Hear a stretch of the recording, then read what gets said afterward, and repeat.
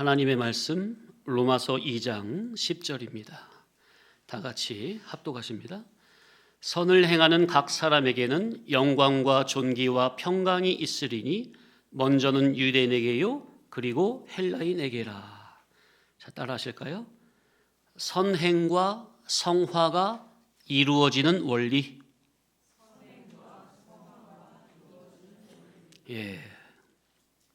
지금 계속해서 선과 선행에 대해 상고하고 있는 중입니다.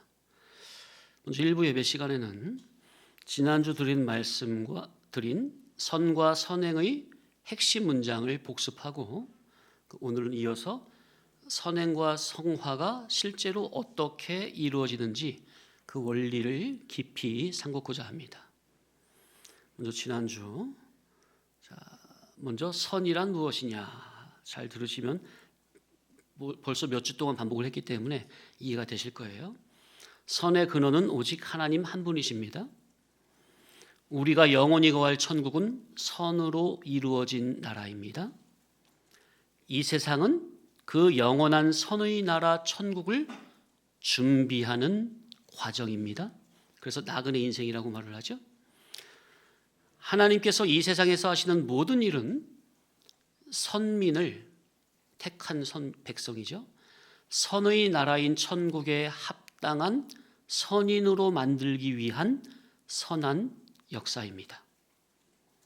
하나님은 여기에 모든 삼라만상을 동원하시고 사건, 환경, 존재를 동원하시며 선인과 악인, 평안과 고난, 성공과 실패, 건강과 질병, 전쟁과 평화, 정치, 경제, 사회, 문화 등등 모든 것을 다 동원하시며 심지어는 영물인 사탄, 마귀 그리고 천사까지 다 이용을 하시는데 이 모든 하나님의 주권 섭리적인 역사는 택한 선민을 선의 나라인 천국에 합당한 사람으로 다듬어 가기 위해 선한 방편으로 이용하시니 하나님께서 택자의 구원 완성을 위한 모든 섭리, 통치, 진행 과정이 다 선이십니다. 하나님이 선이시니 하나님이 하시는 일은 전부 다 선이시라. 자, 두 번째 개념. 그렇다면 참된 선행이란 무엇이냐? 선행이란 내가 주님을 위해 몸 밖의 일을 크게 하는 것이 아니라 택자를 선의 나라에 합당한 선인으로 만들어 가시는 이 하나님의 구원 역사에 순종으로 동참하는 겁니다. 자, 그래서 하나님께서 택자를 선의 나라에 합당한 선인으로 만들어 가시는 이 구원 역사 중에서 가장 우선시되는 일이 뭡니까? 바로 당신의 선한 말씀을 깨닫게 하시는 겁니다. 그러니 우리가 할 수 있는 선행은 첫째는 나부터 선한 말씀을 바로 깨달아 말씀의 사람으로 선인으로 만들어지는 것이요. 둘째는 주변 지인들에게 하나님의 선한 말씀을 전하는 것이요. 세 번째는 자타가 선한 말씀으로 말씀의 사람으로 자라도록 이면저면으로 내 시간과 물질과 정성과 그런 것들을 투자하여 수종과 헌신으로 섬기는 것이 선행이라. 성도님들이 예배당에서 말씀 깨닫는 것이 선행입니까? 그죠? 또 깨달은 말씀 주변 지인들에게 전하는 것도 선행이죠. 또 이 믿음의 공동체 안에서 선의 사람으로 서로 자라기 위해서 서로 자타의 구원을 위해서 봉사하고 협력합니까? 이 안에서 성도님들끼리? 그죠? 그게 다 뭐라? 선행이라. 자, 두 번째. 선행이란 하나님의 선한 말씀에 붙잡혀 자신을 고쳐가는 재창조의 과정입니다. 이야, 참 멋있는, 정말 멋있는 정의입니다. 선한 말씀에 붙잡혀 자신을 고쳐가는 재창조의 과정이라. 자, 재창조라는 말은 단순한 윤리 개선이 아닙니다. 새로운 인간으로 재형성되는 것으로서, 그러니 이거는 인간 세상의 이해로는 아예 불가능한 영역입니다. 쇳덩어리 내가 선인 의인으로 재창조된다? 이건 인간 세상의 이해로 불가능이에요. 마치 잿덩어리가 의인으로 재창조되는 것은 마치 뭐와 같은 거냐면은 니고데모의 말처럼 장성한 사람이 어머니 뱃속에 들어갔다가 다시 나오게 할 수 없는 것처럼 완전히 불가능한 일입니다. 인간의 방편으로는 오직 누구의 역사로만 가능해요? 성령님의 역사로만 이 사람이 잿덩어리가 의인으로 선인으로 재창조가 되는 거예요. 자, 일반적으로 선행이라고 하면 남을 돕는 좋은 행동으로 이해를 하죠. 그러나 성경적 선행의 개념은 선한 말씀에 순종할 때 자기부터 변화되고 이러한 순종과 변화가 반복될 때 자기가 선한 말씀의 사람으로 인격이 변화되는 거예요. 언제 자기가 죄인이 선인으로 변화된다고요?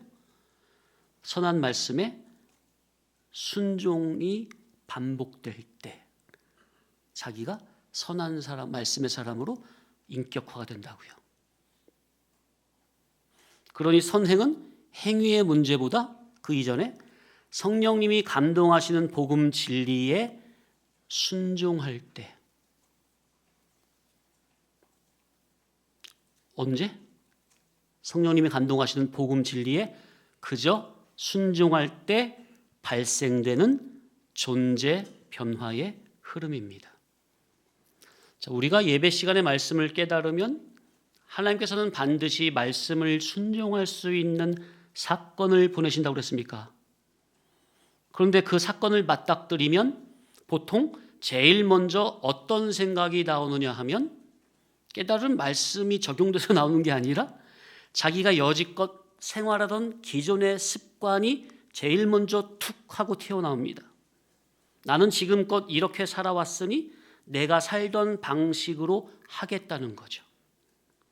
근데 사실 이것은 인간이 사건을 대하는 기본 구조입니다. 왜냐하면 사람은 지금까지 살아온 과거의 경험을 기반으로 현재의 사건에서 자동적으로 반응하게 되어 있으니까요. 맞습니까? 그러나 이 예배 시간의 교훈은 뭐예요? 바로 그 기존의 그 사고의 틀 있죠? 그 습관, 그 죄인된 인간의 자기의 기본 구조를 깨트리는 겁니다. 이 설교가 바로. 그래서 하나님의 절대 진리 기준을 세우려면 잘못된 기둥부터 무너뜨리는 거예요. 뿌리를 뽑는 거예요. 그래서 기둥부터 새로 박는 거예요. 말씀의 기준으로. 그래서 예배 시간은 말씀으로 자기 사고의 구조를 프로그래밍 하는 겁니다. 그래서 이것을 지식의 전환이라 하는 거예요. 따라합시다. 지식의 전환. 예배 시간에는 그래서 내 지식이 사고가 아예 구조가 틀이 프레임이 아예 뿌리채 바뀌는 시간이에요.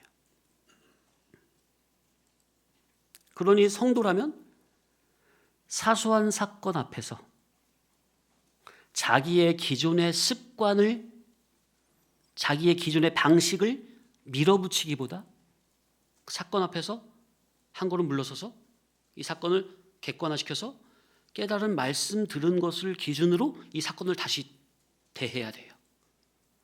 그러면 말씀 순종은 목사님 말씀 순종하라고 하는 게 바로 이러한 사소한 사건에서 내 기존의 스타일대로 밀어붙이는 게 아니라 여기에서 내 것은 내려놓고 말씀에 의지하여 말씀대로 순종하는 것을 의미하는 것이로구나 하면서 마음을 고쳐먹고 말씀에 순종할 때 비로소 그 말씀이 자기 인격에 녹아지는 것이요, 이렇게 사건에서 믿음을 쓰는 것이 반복될 때 자기 인격이 말씀의 사람으로 재창조되고 거듭나지는 겁니다. 실제적인 거예요. 말씀이 체화되는 것이요, 인격화되는 겁니다. 언제? 사소한 사건에서 말씀을 믿음으로 순종할 때, 이것이 반복될 때. 마치 누가복음 5장에 보면 물고기 잡는 전문가인 어부 베드로에게 예수님이 깊은 곳에 가서 그물을 내리라 하시니 베드로가 주여 밤이 맞도록 그물질을 했으나 한 마리도 잡지 못했습니다만 예수님의 말씀에 의지하여 그물을 내리리이다 하고 말씀에 의지하여 순종하니, 그러니까 여기서 자기 경험, 자기 전문성, 자기 지식을 습관, 해오던 방식을 내려놓고 뭐에 의지하여? 말씀에 의지하여 순종하니 혼자 도저히 걷어올릴 수 없을 만큼 많은 물고기를 낚아가지고 다른 배도 불러서 2배나 가득 실었습니까? 이런 것처럼 신앙의 열매는, 신앙의 인격의 열매는 기존의 나의 경험과 나의 지식이나 나에게 익숙한 습관을 내려놓고 그저 말씀의 인도에 순종할 때 내 인격의 말씀이 자체화로 연결어지는 겁니다. 그런데 보통 성도님들이 이 예배 시간에 말씀을 들을 때는 당장 교훈의 이치가 옳고 맞으니 듣기는 좋아하면서 자기가 말씀을 싫어하지 않고 말씀을 수긍하고 좋아하는 마음으로 말씀을 잘 들으니 본인은 믿음을 되게 좋은 것으로 생각합니다. 그래서 자기 믿음이 있나 없나 알아보게 하려고 하나님이 말씀을 들었으면 반드시 뭘 보내신다고요? 사소한, 아주 사소한 사건을 보내가지고 그 사건에 자기가 깨달은 말씀을 믿음으로 순종하나 안 하느냐를 보게 하시는 거예요. 그러니까 문제는 말씀을 들을 때 아멘이 되니까 자기 믿음이 좋다고 생각하면 안 되고, 문제는 말씀을 들을 때가 아니라 말씀을 순종하라는 사건 앞에 서면, 그런데 그 사건이 어떤 큰 사건이 아니라 아주 사소한 사건이에요. 그냥 성도님들이 너무 사소해가지고 아무렇지도 않게 그냥 내 습관대로 할 수 있는. 네? 왜냐하면 큰 사건은 어쩌다 한 번 아닙니까? 1년에 많아야 한 번이에요. 그죠? 아주 가끔이라고. 그러나 작은 사건은 우리가 일반적인 그냥 생활 가운데 날마다 겪어지는 사건이에요. 아무렇지도 않게. 그런 아주 사소하고 미미한 일상의 사건에서 거기서 뭘 해야 된다고요? 말씀을 순종해야 된다고요. 믿음을 써야 한다고요. 거기를 내 기존의 습관대로 하는 게 아니라, 내 삶의 방식대로 하는 게 아니라 말씀대로 해야 된다고요. 그런데 우리는 보통 그런 작은 사건 앞에서 자기의 기존의 경험이나 지식이나 습관대로 육신의 생각으로 반응하고 육신의 습관으로 처리를 해버리지, 바로 이런 작은 사건에서부터 말씀을 들은 대로 믿음을 써야 할 것이라고는 잘 생각을 못하고 안 한다는 것. 그런데 그때 그 사소한 사건 앞에서 성령님께서 내 마음을 감화감동으로 붙들어 주시면 그 사건을 믿음의 눈으로 바라보고, 여기서 믿음을 쓰라고 하시는구나 깨닫고 자기 기준의 경험대로 하지 않고 말씀에 순종하는 것이요, 또 예수님을 3번씩이나 부인했다가 예수님의 말씀이 생각이 나서 회개를 한 베드로처럼 당장은, 그러니까 사소한 사건 앞에서 처음에는 자기의 기존 경험대로 밀어붙이는 불순종을 했다가 예배 시간에 말씀을 들은 게 생각이 나가지고 그 즉시 자기의 불순종한 모습이 돌아봐짐으로 회개를 하여 순종하는 모습도 나오게 되는 겁니다. 이럴 때 인도자는 참 감사하고 기쁜 거죠. 그런데 보통은 사소한 거기 때문에, 미미한 거기 때문에 손님이 잘 감각을 못해요. 자기가 지금 하나님과 사람 앞에서 무슨 일을 저질렀는지 전혀 모르고 그냥 육덩어리, 쇳덩어리로 되어 있는 그 자체를 전혀 모르고 눈치도 하나 없이 그저 백치미를 날리며 나는 진리 좋아하니 나의 신앙은 문제없다 하며 자화자찬하며 다닐 수도 있다는 거죠. 그러니까 저는 제가 성도님들을 뵐 때 어떤 큰 사건에서 너무 그런 걸로 보는 게 아니에요. 예배당에서 아주 그냥 평소 일상생활 하시는 거, 낯빛, 그 일상 대화하는 거, 단어 사용하시는 거, 그런 거 하나하나 보면 그냥 다 드러나는 거, 그런 거에서 저는 판단이 되는 거예요. 그래서 기쁘기도 하고 감사하기도 하고 때로는 안타깝기도 하고. 왜냐하면 본인은 전혀 인지도 못하거든요. 왜? 그냥 수십 평생 살아온 그대로 그냥 하는 거기 때문에 내가 무슨 뭐 도둑질을 했어, 살인을 했어, 누굴 미워했어, 그게 아니잖아요. 예배당에 와서 말씀 잘 듣고 그 인사 잘하고 그 똑같이 일상생활 하는 거잖아요. 근데 그 가운데 그 아주 사소한 미미한 그 언행 심사 가운데 자기가 말씀 순종성으로 하고 있는 것인지 아니면 기존의 습관대로 하고 있는 것인지를 성도님들은 분별하셔야 된다. 그래서 성도님들 항상 특히나 이 예배당에서만큼은 항상 깨어 있었으면 좋겠습니다.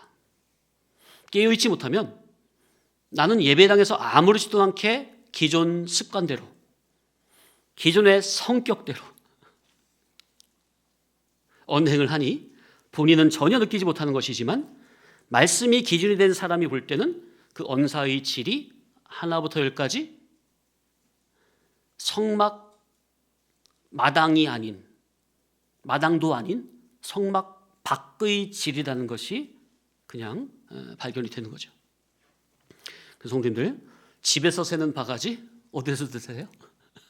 밖에서도 샌다 했으니 근데 어디서부터 조심해야 돼요? 이 예배당 안에서만큼은 안 샜으면 좋겠다는 거죠. 밖에서 새는 건 어쩔 수 없어. 그거는 몇십 년 걸려. 그래서 최소한 어디서만큼부터 조심하자, 깨어있자. 예배당 안에서만큼이라도 안 새는 바가지가 됐으면 좋겠다. 예배당 안에서 관계되어지는 사건이나 어떤 관계성에서만큼은 항상 깨어있는 자세로, 겸손히 수종을 드는 자세로, 낮은 자세로 지혜롭게 수종을 들었으면 좋겠습니다. 그러려니까 먼저 자기의 기존성, 육신의 생각, 육적인 언행이나 그런 일반적인 습관으로 대하는 그런 육에 쩔여져 있는 그 자기가 먼저 발견이 돼야 되겠다. 그러니 예배당에서는 무슨 말이든 뱉기 전에 생각을 하고 말을 했으면 좋겠다. 예배당에서는 세상에서 가정에서 살아오던 일반적인 습관처럼 말이 되어 나오면 안 됩니다. 그런 대화는 자제하고 절제해야 합니다.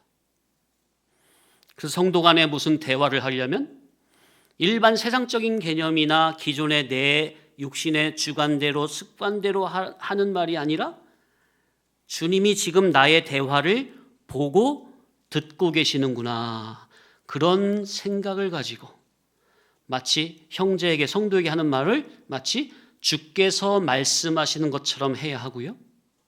무슨 교회당 안에서 무슨 봉사나 섬김을 하려면 주님의 집안에서 겸손한 수훈자의 자세로 수종을 드는 그런 겸허한 자세로 해야겠다.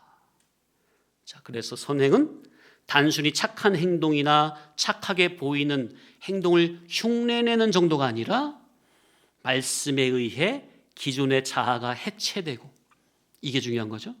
말씀에 의해 기존의 자아가 해체되는 거, 그리고 새로운 인격으로 재구성되는 반복적인 성화의 과정이라는 거.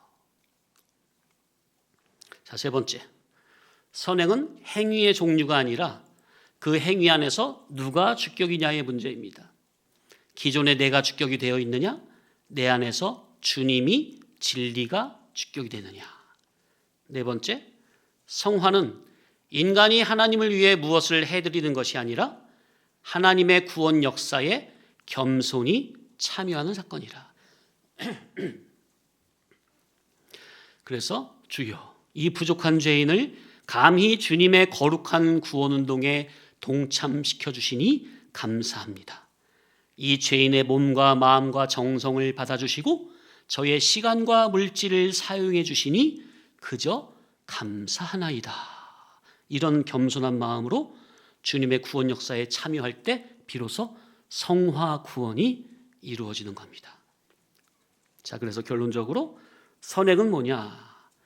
예수님의 선한 말씀의 자원으로 붙잡혀 자기 속에서 예수님의 선한 말씀이 자기를 선인으로 고치시는 그 거룩한 역사에 나는 피동적 능동으로 수종하는 것. 말씀에 온전히 자기를 맡기시라고 말이에요. 아멘. 말씀의 나 사실을 온전히 맡기시라. 그럴 때 참된 선행이 나에게서 저절로 나오게 되는 거예요. 자, 그래서 신앙의 핵심 원리 5가지로, 첫째, 신앙의 핵심은 하나님의 선한 말씀의 자원으로 피동되는 겁니다. 둘째, 그래서 신앙은 자원적 피동이요 피동적 능동이라. 셋째, 내 속에 누가 왕으로 계시느냐가 진리를 어떻게 듣느냐를 결정합니다. 넷째, 진리를 어떻게 듣느냐가 성화의 방향을 결정합니다. 다섯째, 억지 종과 자원하는 종의 결정적인 차이는 주인을 인격적으로 얼마나 깊이 아느냐, 얼마나 깊이 알려고 하느냐, 주인의 심정을 얼마나 깊이 헤아리려고 하느냐. 내 주격이 아니라 주인의 의사 주격에 맞추려는 그 마음이 중요하다. 자, 그리고 수은자, 시은자도 상고해봤죠. 첫째, 선행의 기준은 행위의 크기가 아니라 그 행위 안에 누가 주격이 되느냐의 문제입니다. 하나님인지 나인지. 그래서 시은자의 마음은 내가 주님의 일을 도와드리겠나이다, 이 마음에서 나오는 것으로 주를 위한다고 하는 그 주격이 누구예요? 선악 까먹고 타락한 자기로서 그 질에서는 주를 위해 아무리 열심히 해도 결국 자기 의만 쌓이는 함정에 빠진 신앙입니다. 수은자적 마음은 주님의 이 거룩한 구원 운동에 감히 저 같은 자를 동참시켜 주시나이까? 감사하는 마음으로 하나님의 구원 역사에 나는 자원적 피동으로 은혜로 참여하여 순종으로 동참하는 겁니다. 그러니 이 시은자와 수은자의 질을 이해하지 못하고 주를 나름대로 위한다고 하게 되면 주를 위한다고 하는 그 열심이 오히려 성화를 방해하는 가장 정교한 함정에 빠질 수 있습니다. 우리 성도님들은 내가 행하는 이 행위 안에서 누가 행동하고 있는지, 나인지 주님이신지. 주여, 제 속에 왕으로 좌정하시사 당신의 선하신 말씀으로 저를 선인으로 빚어 주옵소서. 아멘. 자, 이제 이어서 계속 상고합니다. 잠시 쉬려고 그러는데 안 쉬어도 되겠죠? 20분밖에 안 했네. 자, 성도가 이 세상을 살아가는 목적은 하나님께서 인간을 창조하신 목적에 있는 게 분명합니까? 그러니까 하나님이 나를 인간으로 창조한 그 목적을 바로 깨닫고 그 목적대로 살아야 하는 게 성도가 이 세상을 살아가는 목적이 분명한 게 맞죠? 네. 인간 창조의 목적에 맞추는 게 하나님의 자녀로서 마땅한 도리죠? 네. 그래서 다시 하나님께서 나를 인간으로 창조한 분명한 원인과 동기와 목적이 있습니다. 영원부터 하나님께서 홀로 누리시던 신령 천국이 너무너무 좋으셔서 하나님의 선과 사랑이 원인이 되고 천국이 동기가 되어 그 좋은 천국을 하나님과 함께 누리게 하실 목적으로 영원전에 우리를 그리스도 안에서 하나님의 형상을 따라 지정의를 지닌 인격적인 존재로 지으신 겁니다. 자, 우리를 하나님의 형상 닮은 인간으로 만든 목적이 뭐라고요? 하나님이 영원부터 누리고 계시던 어디를? 어디? 예, 천국을 누구와 함께? 하나님과 함께 영원토록 누리게 함이라는 거. 이것이 바로 우리를 인간으로 창조한 목적입니다. 자, 그런데 그 천국은 인격자들이 누리는 세계로 자동적으로 인격자의 세계는 격차와 차등이 생겨지니 하나님께서는 천국을 누릴 영능의 실력을 이 세상에서 각자가 준비하고 오도록 하셨습니다. 그래서 이 세상 천지와 만물은 하나님의 자녀들의 실력 배양소, 영적인 훈련소로서 택한 선민이 구원운동, 천국 준비하기에 가장 적합하도록 이 세상을 지으신 겁니다. 그래서 하나님께서는 세상을 만드실 때 창세기 1장에 보면 저녁이 되고 아침이 되니 이는 첫째 날이라 하나님이 보시기에 좋았더라. 이것이 계속 반복이 되죠. 이 좋았더라 그 의미가 선하더라 의미라고 그랬죠. 곧 택한 선민이 하나님께서 만든 세상을 이용하여 천국에 합당한 선인으로 만들어지는데 이 세상이 조금도 부족함 없게 완벽하게 잘 만들어졌기 때문에 하나님이 보시기에 좋았더라 선하더라 하신 겁니다. 예. 하나님께서는 천국의 극치의 향락을 누릴 수 있는 영능의 실력 배양을 위해서 우리를 로봇으로 짓지 않으시고 하나님의 형상을 따라 자유의지를 지닌 인격적인 존재로 지으시고 또 에덴 동산에는 생명과 일반과 뿐만 아니라 선악과도 만드시고 또 가장 간교한 옛 뱀인 사탄 마귀까지 지으신 겁니다. 더 좋은 누림, 극치의 향락을 누리기 위해서는 이 세상에서 힘든 고난의 과정을 통과하면서 자기가 믿음을 써서 이긴 만큼 그에 따른 보상이 차등적으로 주어졌을 때 극치의 누림과 향락을 정말 최고조로 누리는 것이 인격자들의 세계입니다. 세상에서도 그래서 고진감래라는 말이 있는 거죠.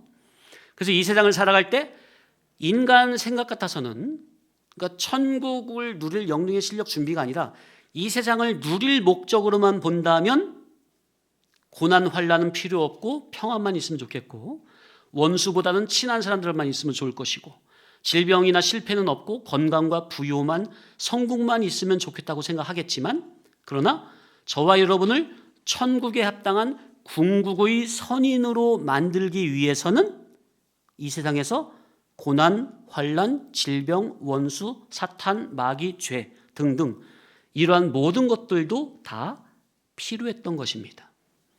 그러니 성도에게 있어서 고난, 환난은 제거 대상이 아니라 성화의 필수 재료입니다. 그런 모든 어려운 환경 가운데 낙심치 않고 믿음을 써서 이겼을 때 주어지는 보상은 이루 말할 수 없는 극치의 향락이 되는 거죠. 이해되시죠? 자, 그런데 첫사람의 불순종의 죄로 말미암아 모든 인류는 원죄가 유전되어 날 때부터 영이 죽은 채로 오고 그의 이성은 심히도 부패하고 타락이 된 죄인이기에 날 때부터 죄인인 사람은 가만히 내버려 두면 악으로 치달을 수밖에 없는 구제불능입니다. 그래서 죄인이라고 하는 거예요. 그런 죄인된 우리에게 하나님께서는 당신의 맏아들 예수 그리스도를 보내주시고 십자가 구속으로 우리의 죽었던 영을 중생시켜 하나님을 아버지로 부를 수 있는 자녀로 삼아주시고 천국을 믿음의 눈으로 바라보게 하시며 또 중생된 자녀들에게는 선지자와 사도를 보내주시고 성경 특별계시도 주시고 또 교회를 세우시고 참 진리의 종을 보내셔서 천국의 교과서인 성경을 잘 배우고 깨달아 성경 안에 감추인 진리법, 생명법의 사람으로 말씀의 사람으로 우리를 자체화, 성품화, 인격화, 실상화시켜 거룩한 나라인 천국을 다스리기에 합당한 선인으로 온전자로 우리를 만들어가고 계시는 겁니다. 자, 그러니 성화 구원은 일 개인의 노력으로 되는 게 아니라 하나님의 계시와 이 교회 공동체와 이 말씀의 구조 속에서 복합적으로 이루어지는 신의 과정입니다. 그래서 성화는 따라합시다. 신인 상호 유기적으로 하나님께서 은혜 주시고 인간은 그 적극적으로 아멘을 받아들임으로 구원이 성화 구원이 이루어지는 거예요. 그러니 천국 백성인 성도가 잠깐 이 나그네 세상을 살아가면서 해야 할 단 하나의 일이 있다면 곧 하나님의 선한 말씀을 잘 깨달아 선한 나라인 천국에 합당한 선인으로 빚어져가는 일입니다. 이것을 신학적인 용어로 성화구원, 성장구원, 이를 구원이라 하는 겁니다. 자, 그러니 교회된 성도는 이 세상에서 어찌하든지 성경 안에 감추인 특별 계시인 진리를 잘 배우고 깨달아 말씀의 사람으로 거듭나지는 이 성화에 힘을 써야 합니다. 교회된 우리가 이 세상을 살아가면서 반드시 해야 할 일은 바로 이 성화 구원에 힘쓰는 것. 자, 지금까지 하나님의 창조 목적에 근거하여 이 세상을 성화의 훈련장으로 해석하고 성도는 제세 기간 동안 반드시 성화 구원을 이루어야 된다는 그것에 대해서 말씀을 드렸는데, 이는 이제 앞으로 상고할 성화에 대한 설명을 더 자세히 드리기 위해서 지금까지 전제를 깐 겁니다. 잠시 쉬었다가 더 상고합니다. 자, 성화는 무엇이냐? 선악과 먹고 저주받고 타락한 쇳덩어리 내가, 그래서 위에 속한 신령석에 속한 것은 그 어느 하나라도 생각할 수 없고 이룰 수 없는 쇳덩어리 내가 물과 성령의 역사로 말미암아, 곧 진리의 말씀과 성령님의 감화 감동의 역사로 말미암아 아래에 속했던 내가 위에 속한 새 사람으로 변화되어 가는 것, 선의 사람으로 빚어져 가는 것, 예수님의 선한 말씀에 붙잡혀 점진적으로 변화되고 재창조되어 가는 것이 성화입니다. 그러니 성화란 단순한 행동이나 윤리적 변화가 아니라 예수님을 왕으로 모신 사람이 그 존재가 예수님의 천국 복음과 성령님의 감화 감동의 인도로 인해 쇳덩어리가 선한 말씀의 사람으로 의인으로 점차적으로 변화되어 가는 과정이라. 그래서 성화는 따라합시다. 점진적 성화라. 예, 단번에 되는 게 아니라 죽을 때까지 점진적으로.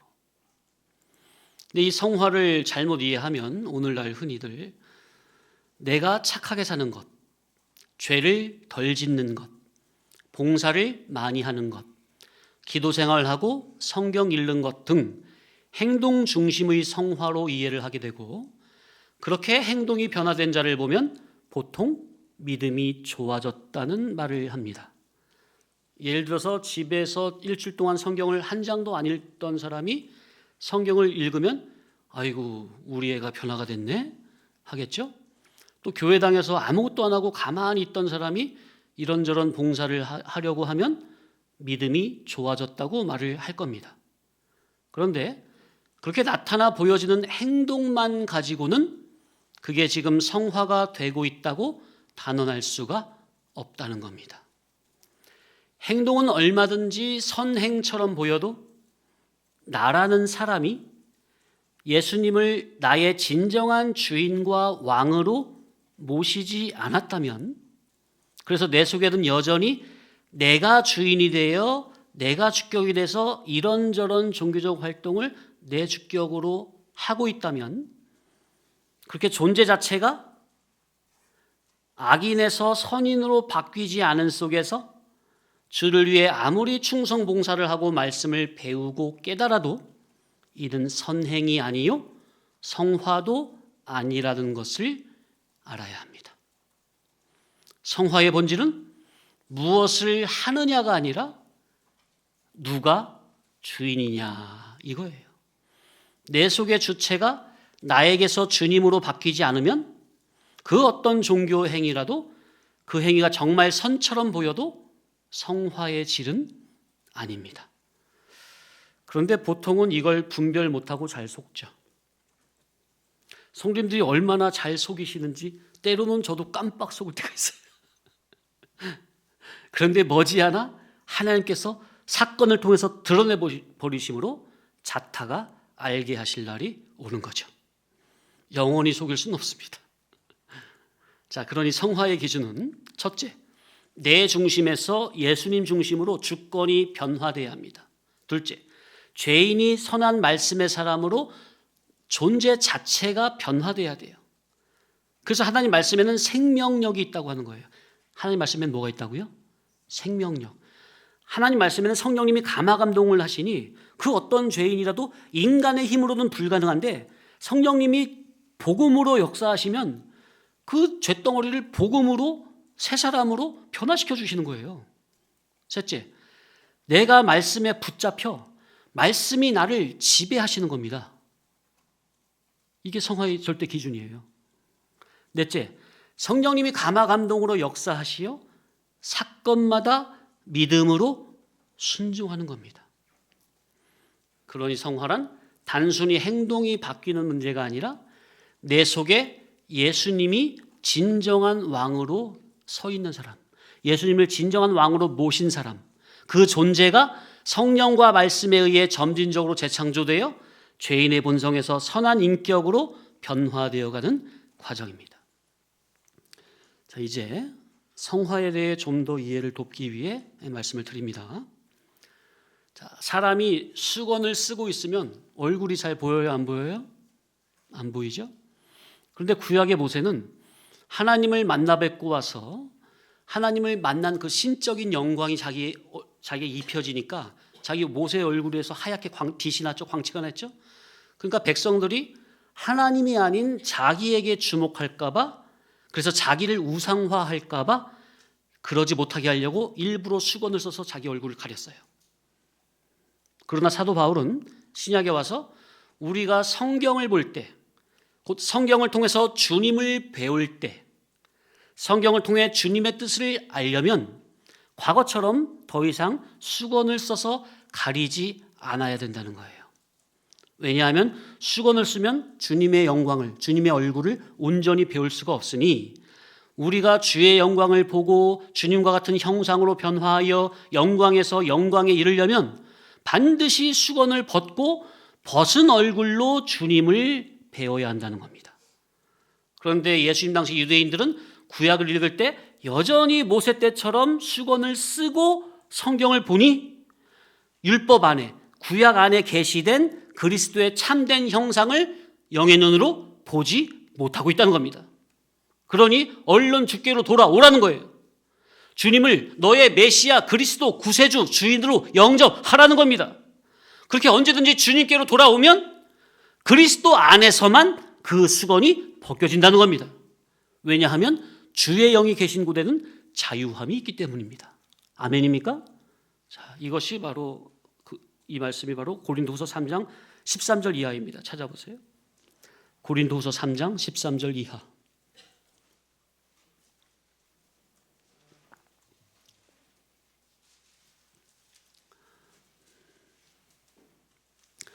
고린도후서 3장 13절.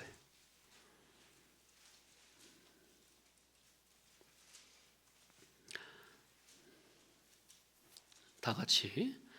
우리는 모세가 이스라엘 자손들에게 장차 없어질 것의 결국을 주목하지 못하게 하려고 수건을 그 얼굴에 쓴 것 같이 아니하노라. 그러나 그들의 마음이 완고하여 오늘까지도 구약을 읽을 때에 그 수건이 벗겨지지 아니하고 있으니 그 수건은 그리스도 안에서 없어질 것이라. 오늘까지 모세의 글을 읽을 때에 수건이 그 마음을 덮었도다. 그러나 언제든지 주께로 돌아가면 그 수건이 벗겨지리라. 주는 영이시니 주의 영이 계신 곳에는 자유가 있느니라. 우리가 다 수건을 벗은 얼굴로 거울을 보는 것 같이 주의 영광을 보매 그와 같은 형상으로 변화하여 영광에서 영광에 이르니 곧 주의 영으로 말미암음이니라. 여기까지. 자, 그러니까 이 말씀은 우리가 전에는 다 수건을 쓰고 있었는데 이제 우리는 다 수건을 벗은 얼굴로 거울을 보는 것 같이 주님의 영광을 본다는 거죠. 그래서 주님과 같은 형상으로 변화하여 영광에서 영광에 이른다는 겁니다. 자, 근데 이것은 주님의 형상으로 변화하여 영광에서 영광으로 이르는 이 성화되는 이것은 무엇으로 말미암아 된대요? 18절 제일 끝에. 예, 주의 영으로 말미암음이니라. 주의 영, 그리스도의 영. 우리가 주의 영으로 말미암아 주님 같은 형상으로 변화하여 영광에서 영광에 이른다는 거죠. 다시, 자, 우리가 주님 같은 형상으로 변화한 것은 무엇으로 말미암아? 예, 주의 영으로 말미암아, 곧 진리의 영, 말씀의 영, 그리스도의 영으로 말미암아. 자, 그러니까 우리 성도님들이 우리가 성경을 볼 때 구약이든 신약이든 성경을 볼 때는 수건을 써야 돼요, 벗어야 돼요? 벗어야 돼요. 그 수건은 누구께 돌아가면 벗어진다는 거예요? 주께로 가면 벗어진다는 거예요. 그래서 우리 성도님들 성경을 보실 때는 먼저 수건을 벗어야 됩니다. 자, 그러면 우리가 벗어야 될 수건이 뭐냐? 첫째, 외식의 수건이 벗겨져야 합니다. 자, 외식은 껍데기 운동이라고 그랬죠? 둘째, 잘못된 지식의 관이라는 수건이 벗겨져야 합니다. 자, 성경을 볼 때는 물질 지식의 개념으로 봐야 된다고 그랬어요? 위로부터 거듭난 진리 개념으로 봐야 된다고 그랬어요? 예, 지식의 관, 잘못된 지식의 관이 벗겨져야 돼요. 셋째, 자기의라는 그 종교적 수건이 벗겨져야 합니다. 자기의. 이 세 가지 수건은 진리의 주님을 온전히 영적, 인격적, 깨달음적으로 만나면 벗겨지는 거예요. 그래서 이 예배 시간에 선포되는 말씀이 누구의 말씀이에요? 그리스도의 말씀이죠. 그리스도의 말씀을 여러분들이 아멘으로 전심으로 받아들이면 여러분의 지식의 관이 벗겨져요. 외식의 껍데기가 벗겨져요. 내 자기의라는 수건이 벗겨지는 거예요. 눈에서 비늘 같은 것이 벗겨져야 된다고. 그래서 진리와 영감의 인도를 받으면 외식의 수건, 껍데기의 수건, 자기의라는 수건, 잘못된 지식의 관이라는 수건이 벗겨지는 겁니다. 주님의 복음으로 말미암아.